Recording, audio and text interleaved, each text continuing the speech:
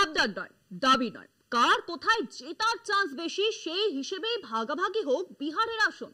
হ্যাঁ, এ কথাই বলেছেন বিরোধী জোটের বৃহত্তম দল আরজেডি প্রধান তেজস্বী যাদব।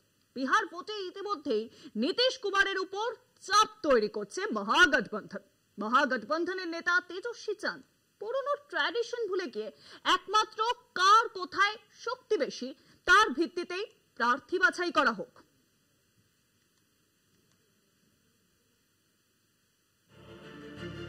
বিহারের 143 আসনের মধ্যে বিধানসভায় আসন বন্টন নিয়ে ধীরে চলো নীতি নিয়ে এগোতে হবে মহাগঠবন্ধনকে। দলের সাংগঠনিক স্তরে এমনই বার্তা দিয়েছেন আরজেডি নেতা তেজস্বী যাদব।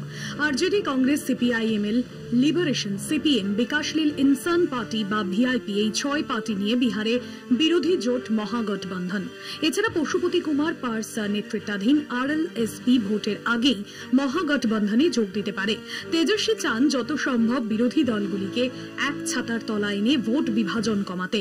সেই লক্ষ্যেই আসন বন্টনে অনেক বেশি সতর্ক তেজস্বী। শরিক দলগুলি যাতে একতরফাভাবে আসন নিয়ে দাবি না করে বিধানসভা ভিত্তিক সমীক্ষার উপর জোর দেয়।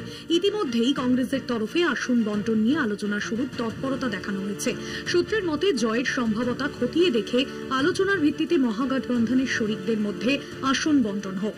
গত বিধানসভায় ভোটে 144 আসনে লড়াই করে 75 আসনে জয় পেয়ে রাজ্য বিধানসভার প্রধান বিরোধী দল আরজেডি। সেখানে কংগ্রেসের হাল মোটেই সুবিধের নয়। বিধানসভায় 70 আসনে প্রতিদ্বন্দ্বিতা করে মাত্র 19 আসনে জয় হাসিল করে কংগ্রেস। তুলনায় সাফল্যের হার অনেক বেশি নকশালপন্থী লিবারেশনের। তারা 19 আসনে লড়াই করে 12টিতে বিজয়ী হয়।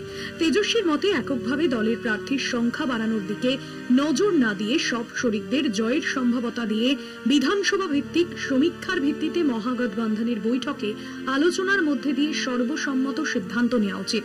ইতিমধ্যে আরজেডি যে ভোট অধিকার যাত্রা শুরু করেছে, জনসংযোগ বাড়ানোর পাশাপাশি ভোটারদের মনোভাব যাচাই করতেই তেজস্বী এই কর্মসূচি নিয়েছেন।